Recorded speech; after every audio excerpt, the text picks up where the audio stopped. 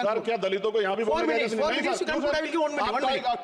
अगर सबको 4 मिनट दे दो, ये भेदभाव नहीं चलेगा दलितों के साथ। Time is 4 minute, don't waste. भाई सर आप चेक करो, अगर सबको 4 मिनट दिए तो आप मना करो, मैं बंद कर देता हूँ उसको।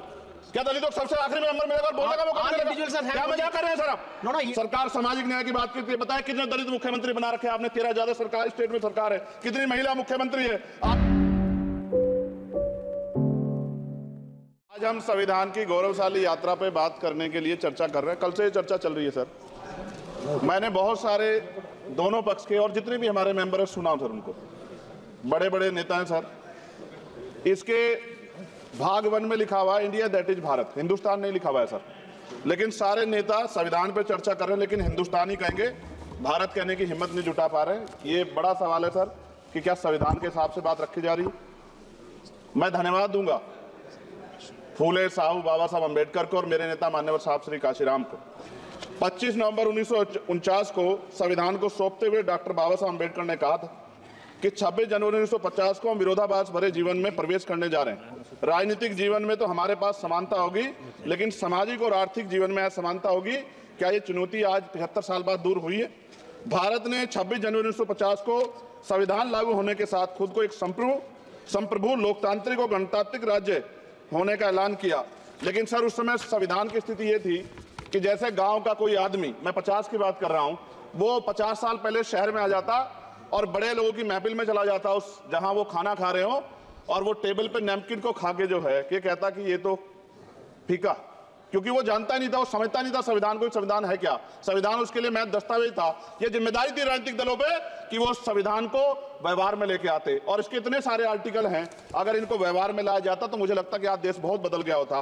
बाबा साहब ने कहा था कि लोकतंत्र भारतीय भूमि का केवल ऊपरी पोशाक है, उनके अनुसार यहाँ की संस्कृति अनिवार्य तौर पर लोकतांत्रिक है।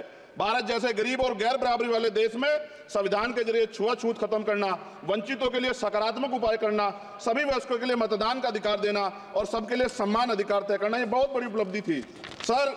ये संविधान है कि आप वहां बैठे हैं और मैं यहाँ खड़ा होकर अपनी बात रख रहा हूं, और इस देश में आदिवासी महिला के तौर पर जो है राष्ट्रपति बनी है, और प्राइम मिनिस्टर तो नहीं बना, लेकिन शेड्यूल कास्ट के बड़े नेताओं को भी जो है राष्ट्रपति बनने का मौका मिला। इस संविधान की देन अगर वोट हम पे नहीं होता तो शायद अमीर और जो राजा महाराजा खुद को मानते हैं हमारी गलियों तक नहीं आ पाते, हमारे हाल नहीं जान पाते। आजादी का मतलब सर सिर्फ अधिकार पाना भर नहीं है, इसके लिए हमारे संविधान में सरकार और नागरिकों के अधिकारों के शासन के कर्तव्यों का विस्तार से उल्लेख किया गया है। बाबा साहब ने संविधान सभा में दिए गए भाषण में कहा था कि स्वतंत्रता आनंद का विषय है, पर अब हमें अपनी जिम्मेदारियों पर भी ध्यान देना होगा। संविधान ने सुनिश्चित किया कि रानी के पेट से राजा जन्म नहीं लेगा, वोट से नेता तैयार होगा। आर्थिक बराबरी के लिए सरकार क्या कर रही है? गरीब और गरीब हो रहा है, अमीर और अमीर हो रहा है। सुबह उठते कहीं बम की धमकी मिलती, कहीं दंगे की। ये अमृत काल है सर या धमकी काल है? कितना बढ़ रहा है आर्टिकल 15 सर। भारत में आज भी घोड़ी चढ़ने बैठते होती है सर। क्या दलितों को यहाँ भी बोलने का सर? अगर सबको 4 मिनट दे दो, ये भेदभाव नहीं चलेगा दलितों के साथ। Time is 4 minute, don't waste. भाई सर आप चेक करो, अगर सबको 4 मिनट दिए तो आप मना करो, मैं बंद कर देता हूँ उसको। क्या दलितों को सबसे आखिरी में नंबर मिलेगा और बोलने का मौका मिलेगा? क्या मजाक कर रहे हैं सर आप? No, ये all independent people are having only 4 minutes. You take. Sir independent में अपनी पार्टी का मेंबर हूँ सर, और जीत के आया हूँ सर, किसी के दया में नहीं आया। Take 1 minute and finish. Sir कल भी बोले सर, एक दिन पार्टी के लोग, आप मौका दो सर। मूछे रखने पर हत्या होती है, महिलाओं पे, छोटे मासूम बच्चों पर रेप हिंसा होती है। एनसीआरबी का डाटा देकर डर लगेगा। यही 1 किलोमीटर में संविधान को जला गया, और महाराष्ट्र के परभनी में अभी भी संविधान को नष्ट किया गया, उसकी कॉपी को। आर्टिकल 25-26 में संविधान में सभी को धार्मिक आजादी। कहाँ है दलितों की, मुसलमानों की, जैनों की, बुद्धों की, ईसाइयों की? छत्तीसगढ़ में सतनामी समाज को संविधान की अपनी धार्मिक आजादी के आधार पर जो है उनको अपमानित करके जेल में बंद कर दिया। संभल, अजमेर, अयोध्या सब इसका उदाहरण है। ये सरकार आलोचना डरती है। कितने लोग जेल में बंद है? मिरान हैदर, खालिद सैफी, उमर खालिद खान, सिफा खान, गुलफ्शा फातिमा और आजम खान साहब राजनीतिक विरोध में बंद है।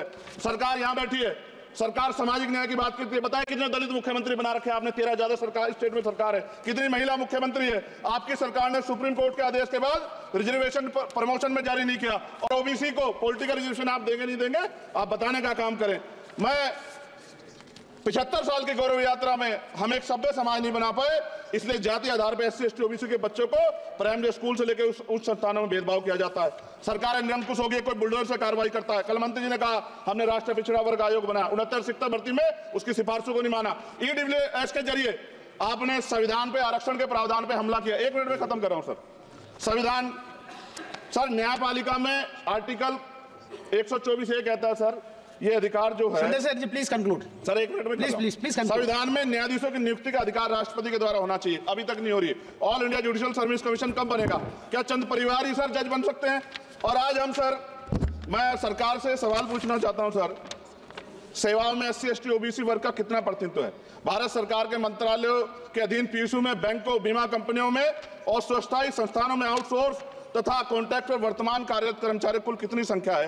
आउटसोर्स और कॉन्ट्रैक्ट में कार्यबल SC ST OBC कितना प्रतिशत है? निजी क्षेत्रों में कार्यरत कर्मचारी उनके SC ST OBC की वर्ग लाभ सर, खत्म कर, लास्ट पॉइंट सर, मैं फिर स्पष्ट तौर पर कह रहा हूं सर, यहां बैठे SC और OBC के मेंबर से कह रहा हूं सर, उनको सामाजिक जिम्मेदारी का ध्यान भी रखना चाहिए, पार्टी के प्रति वफादारी के साथ साथ अपने वर्गों के प्रति ईमानदारी भी रखनी चाहिए। ईमानदारी नहीं होगी तो इन वर्गों का भला नहीं हो सकता और हमें बहुत सरकारों से उम्मीद नहीं है। बहुत बहुत धन्यवाद सर। Thank you. खबरों में बने रहने के लिए फोरम 4 को सब्सक्राइब करें और नोटिफिकेशन पाने के लिए बेल आइकन दबाएं।